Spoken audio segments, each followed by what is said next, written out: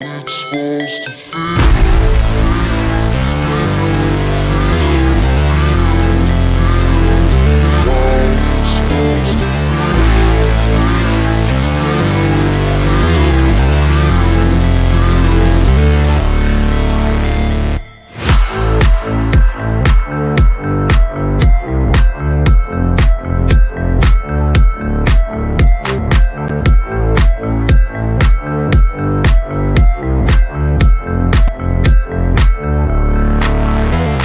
yo, yo. Welcome to the NS9 Postgame Show. I'm your host, Anthony DiNardo. With me, we have Connor. Hello. Connor, how you doing? I'm pretty livid.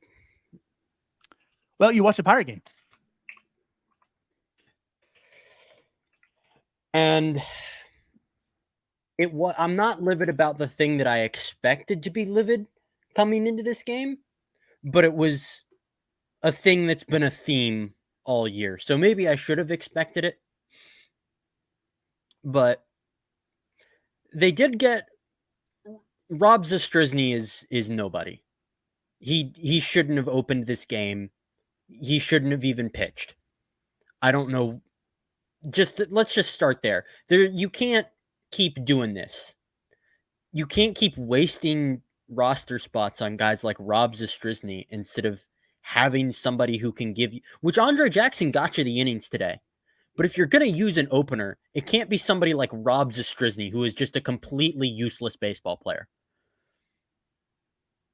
You can't have him wasting a roster spot and putting more strain on the other arms in your pen. And you certainly can't be having, as many as 2 or 3. Hey, Andre Jackson got you 5 innings. So I'm not 6. So I'll be generous and say they only have 2 bullpen days right now. Yeah. He gave you 6. I'm sorry. I spoke wrong. No, you're fine. Well, that's why he's intriguing, by the way. He is intriguing, which is why you can't, but you can't have 2 bullpen days. I'll be generous and say that Andre Jackson is now officially not a bullpen day, which I shouldn't and nobody should, because he should not be expected to give you 5 or 6 innings every time he goes out there. But let's just, for the purposes of this, let's say he isn't a bullpen day. Sure. You still have Ortiz, who cannot throw it. You have Ortiz and Beto on the staff. And those guys are absolutely bullpen days at this point. Especially Ortiz. That's the issue. Like, I know where you're coming from. Trust me. You're this late into the season. You're this late into the rebuild, and you're talking about like Rob Zastryzny multiple bullpen starting. Days. But I guess where I'm at with this, if Andre Jackson if he hadn't been as impressive as he has, we would be talking about 3 bullpen days and not 2. And even just calling it 2 bullpen days as a stretch. Right. Because this was a guy who had a 6 ERA as a reliever with the Dodgers this year. Like, the implosion could, as much intrigue as he carries, the implosion could come at any point. No, of course it can. Of course. Like, we shouldn't be blinded and just think that right now, this time, Andre Jackson is good. Like, you're optimistically cautious, as we keep talking about. But again, I can speak for myself, Connor. I don't know about you on Twitter, but I'm intrigued with Andre Jackson. But I guess where I'm going with this is I can absolutely understand where people's issue is, like a Rob Zastryzny starting, right? The opener. But I guess I don't look at it as totally that egregious, just for the fact that like where this team is right now. I mean, the problem is there isn't enough quality pitchers. Going out with the lefty and I said it fine twice. Damn it. I hate myself. So Zastryzny, going out with him as a lefty, coming in with Jackson as the righty. This is why you like the opener. I think I'm more comfortable with Andre Jackson having an opener at this point in time. Now, maybe things have changed today, but like leading up to this, of course, the innings weren't totally there. So like having the opener for him to maybe set up in a better situation, I don't hate it. And like, what are your options that you're left with? Like that's where I'm at. The problem is you're left with not many options right now because the internal options look terrible. the external options that you've been bringing in are actually the ones that are performing somewhat, but you still need them in the bullpen. So like calling up Zastryzny. calling up Zastryzny to have him make this pseudo start for the opener, I don't have that big of a problem with. And honestly, like this loss doesn't come down to him. It didn't. Ultimately, he was bad as expected, which is where my problem, he's bad. Why is he even here to give you a single inning if it's going to be bad innings every time? Right. And like, I just, not why? good. No, he's awful. Right. He's awful. And like, I understand the options they have internally aren't that you're not comfortable with any of them, to put it lightly.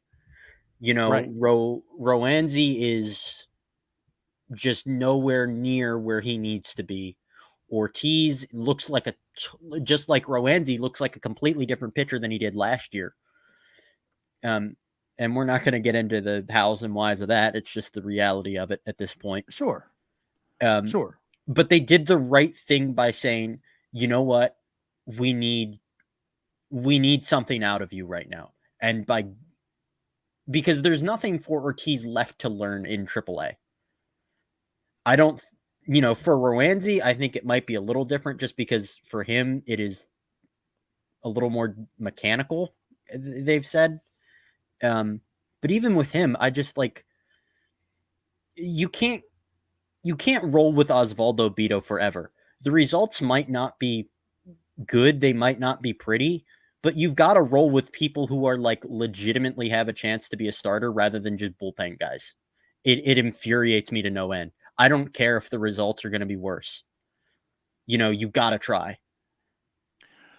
And again, like where I'm at with this is even Jackson Wolf have a solid 5 starters. Like again, with Jackson, you can't pencil him and say he's a starter at this point in time.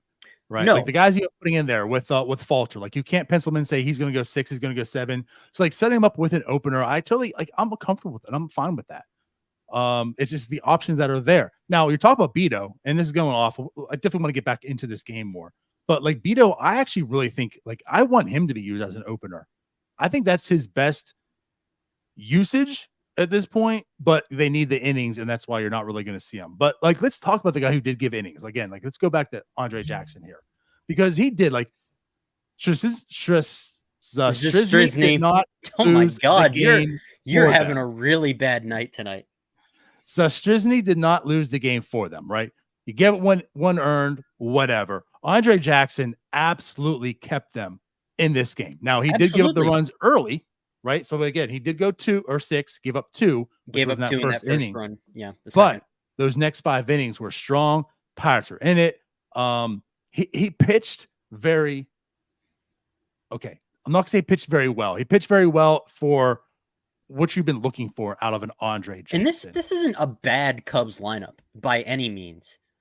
There are some dudes here. Especially Happ when he's in Pittsburgh. Especially Happ when he's in Pittsburgh. He's had a bit of a rough go of it of late, but Bellinger's been absolutely scorching hot recently. I mean, there's always Seiya Suzuki, there's Ian Happ, Jeimer Candelario. I mean, there's some guys in this lineup. And he gave them 6 innings of 2-run ball. For Andre Jackson, that's amazing. Yeah.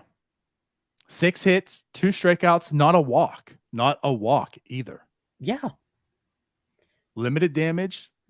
Again, like I keep saying it. I know Doug's on that. I guess I say it way too much, but because no one's actually good. I shouldn't say no one. There's not too many actually good players on the Pirates. You're just left intrigued to hope that maybe some of them are. And that's where Andre Jackson fits. Like you mentioned, he was a cast off from the Dodgers, pitched terribly for them. The Dodgers, who can fix anybody, said, basically have him. The Pirates took him on, and he's done nothing but left your eyes open, wanting to see more. And today was probably, again, going 6, definitely the deepest, right? I'm not going to say his best outing, but he pitched and fought and did everything he could do to keep this team in the game, and he did. It's my problem with the whole situation right now. I mean, I know I've harped on this a lot, but if Jackson Wolf is in the rotation next year, you've done something wrong. You have. So I don't understand. He's already made a major league spot start, and he went like 5 innings. Why not just try it? Because he's worst case scenario, he's worse than Osvaldo Bido, and he only makes a start, and it's disastrous. Oh well. In my opinion, he shouldn't be in the rotation next year anyway. He shouldn't even be on the team. Sure. So if he can give you some spot starts down the stretch, I don't understand why they're doing all these bullpen days. I know it's a shitty option. It's a shitty thing to be wanting. But I don't know how they can sustain this forever. Well, these last few months, this last month, really. Right. That's the big problem. We've talked about that already, and we see what they are doing. It seems that they're going with the opener, and these guys hopefully stretch out a little bit. I mean, they're getting through it, and what I mean by that is the innings are being played. I think we're starting. We don't see that wins are too much of a priority in the sense. I think we're starting to see the workload pile up for the bullpen. There's been a lot of injuries recently. But again, like I think that's why you're seeing Andre Jackson being thrown out there for 6 innings with Zastryzny, the opener. I mean, they're 7 innings, like you said, like they are saving. We're talking about bullpen games, but like they're pseudo bullpen games. Like this game really saved the bullpen. Well, I mean, Osvaldo Bido is a bullpen game. It is, but like Osvaldo Bido is not a guy you also look at for a bullpen. So it's a bullpen game, but he's being abused to save the other guys, opposed to having like a true bullpen game and having real bullpen arms thrown, if that makes sense too. That's fair. So it's like that's who's the real bullpen arms? Well, that's also arguably something we can discuss. But like, okay. So like with this game, again, like Jackson goes out there. The Pirates, they're definitely in this game. It's 3-3 for the most part. They go into extras. Of course, the Pirates that are listed here 2-8. Oh, can we talk about what happened in the 9th first, though? Sure. So, who reached? Was it? It was Jack Sawinski, because Jack Sawinski pinch hit to lead off the 9th. Yep. Alfonso Rivas is up to bat. He bunts. He pops it up to the catcher, Contreras. He did? Is that what that was? That was a bunt? I'm just not sure, because it went way up in the air and was caught. Usually that's not what happens when you bunt. As kindly and as calmly as I can. The Pirates have tried to incorporate the bunt all fucking year. And all fucking year, it hasn't worked. All year, it's been a disaster. They asked Connor Joe to bunt like 3 times, and he hasn't laid down a successful bunt in his entire professional career, I don't think. And 2 times, I think it was 2, it was at least 1, he bunted into a pop-up double play. It's just been a disaster outside of Austin Hedges for bunting all year long, and they keep going back to it. Alfonso Rivas is a first baseman. How many times in Alfonso Rivas' life has he actually been asked to bunt? People go on and on about, oh, these are major league players, you should expect them to bunt. Yeah, but Alfonso Rivas is a first baseman. Like, if anybody on the team can be expected to not be good at bunting, it would be him. I don't care how bad of a hitter he is. He's a crappy player, sure. But it's baffling. Alfonso Rivas has like 7 successful bunts in his entire professional career. And you're asking him to bunt with no outs in the 9th and a runner on first in a tie game. What the fuck are we doing? I don't understand it. If you're bad at bunting, which the entire team is, they don't have experience doing it, they're bad at it, why are you asking them to do it? So there's more chance that Alfonso Rivas can run into one than there is that he's laying down a successful bunt. This is one of those things like you have to know your personnel, right? Situations may call, and like in that situation, I don't hate a bunt, No, I don't either. right?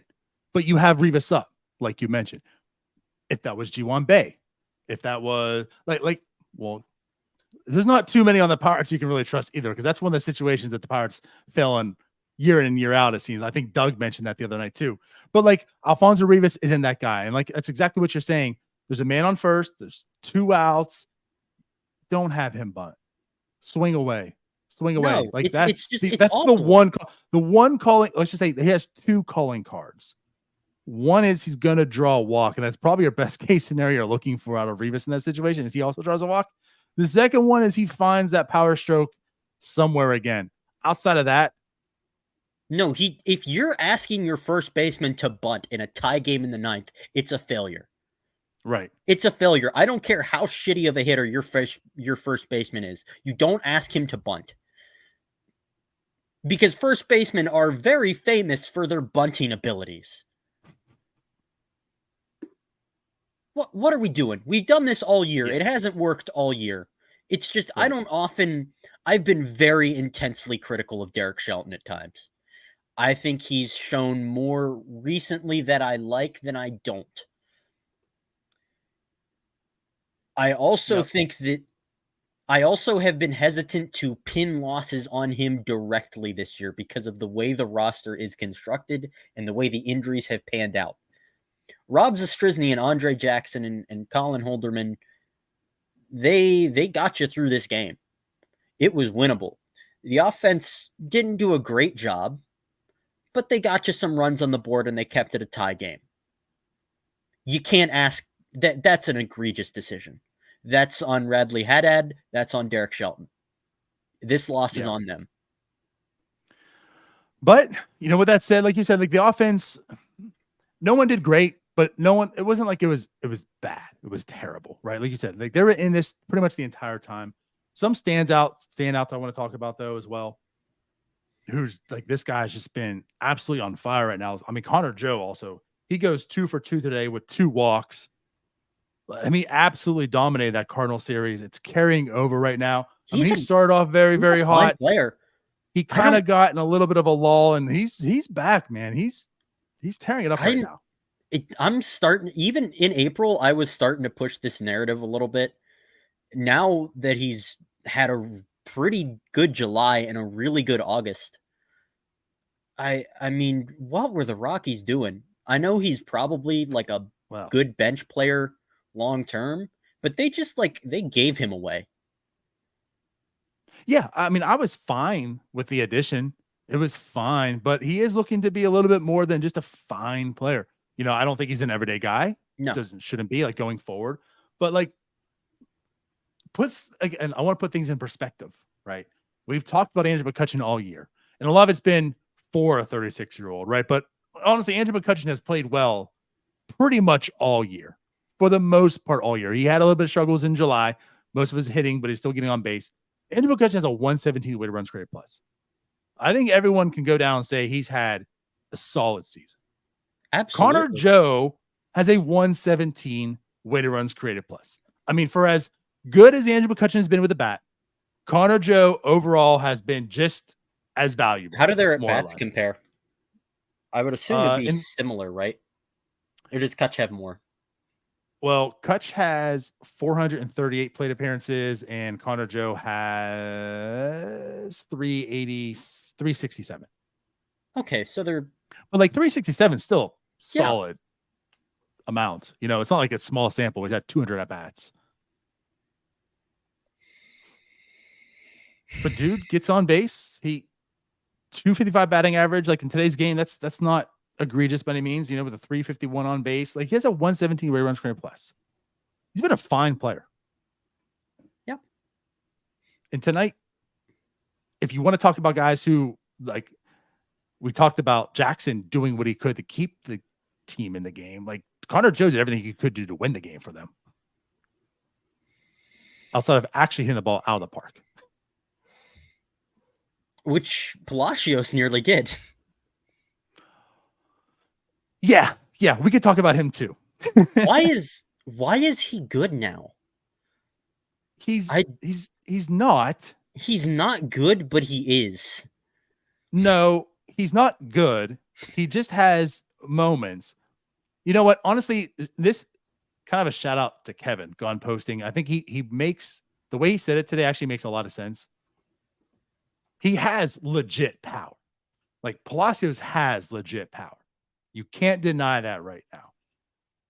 His problem is he's not a good hitter. So like when he hits it and he shows that power and he has a home run like tonight, it's majestic looking and he has done it in the clutch. Like I'll give him that. Like when he does perform, you notice it. And I think that's why there's this polarizing view on Josh Palacios because he's in the moment more than most people, even though overall he's not good. Is that fair? Like he has like 5 hits in the month of August. It might be 6 now. Wow, his BABIP is, He's not good. His BABIP is only like 217. That's crazy. I'm sorry. I'm going through the numbers right now. 217 BABIP is that's fine. So like in August, he could have maybe 7 hits. Okay.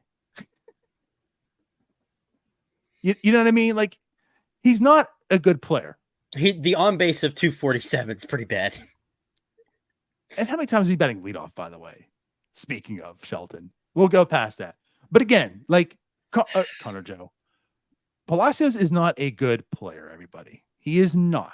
But he does show up in big moments. I will give him that. But he's a terrible hitter.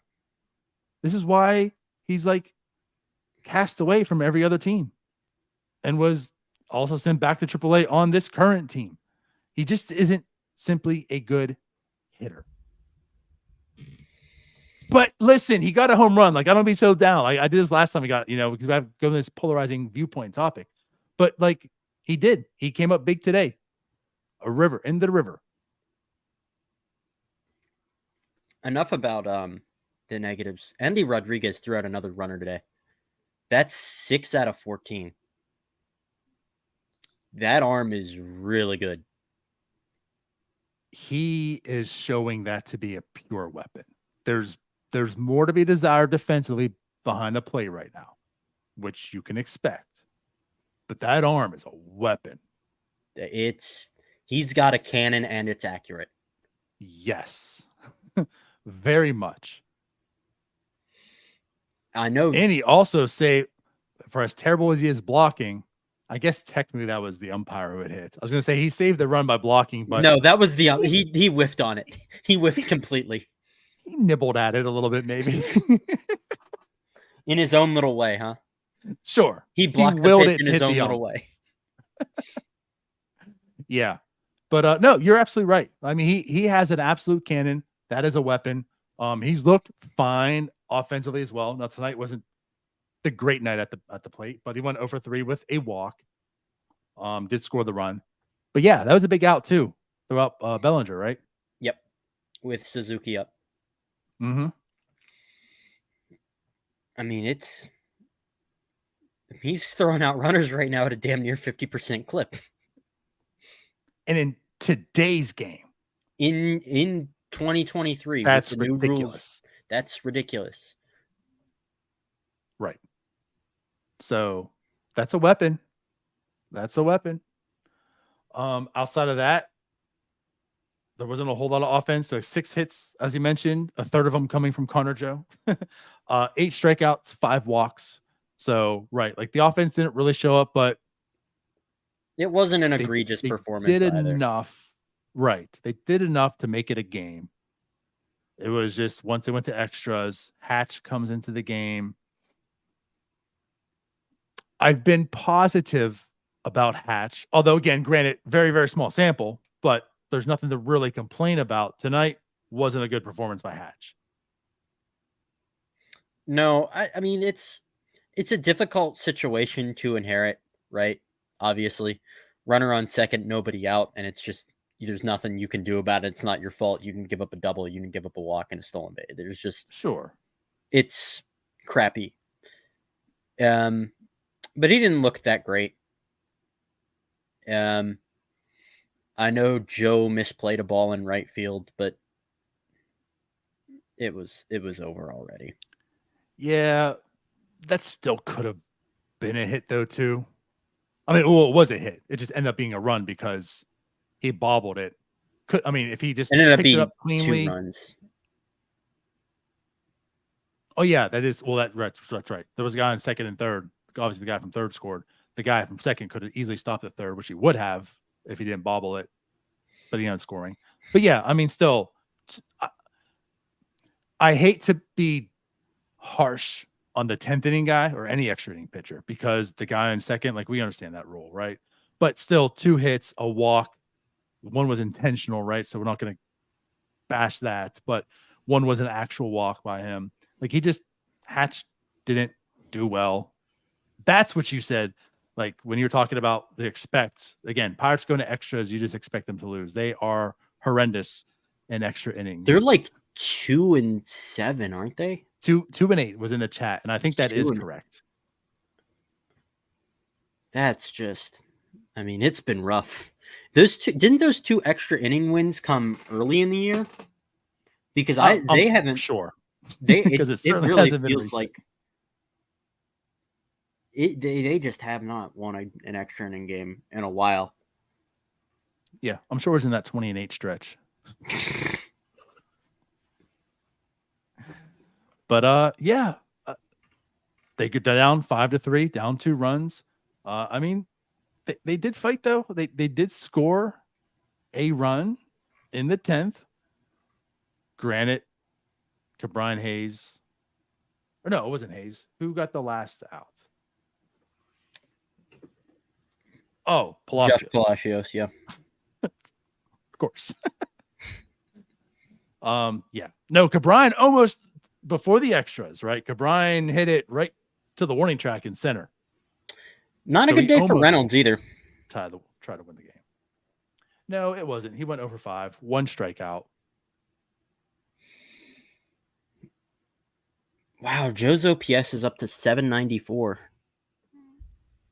Yeah. Well, go by OPS. Brian Reynolds is 787. And that's up a lot. Because it was like 740 at one point.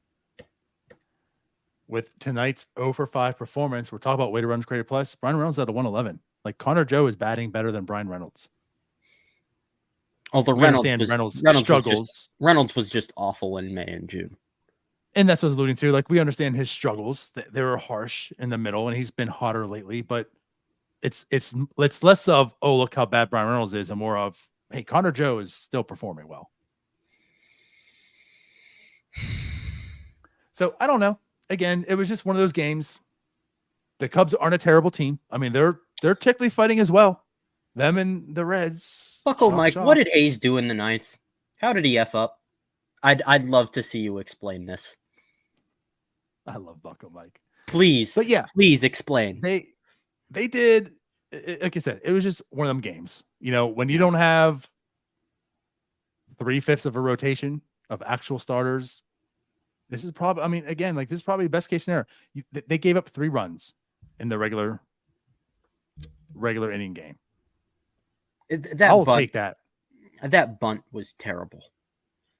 Like I don't even think that the result probably would have been different if they hadn't or anything. It's Alfonso Rivas. Like you said, the best result is him either getting a walk or by some divine intervention, he runs into one. Right. Those are like the only 2 good outcomes out of that. You know, he'll probably hit a ground ball and ground it to a double play. But you can't just give away an out there. And you'll never know what would have happened because you gave away an out. Yep. And it's just all year that's been a problem. And all year they keep going back to it. And all year it hasn't worked. Yep.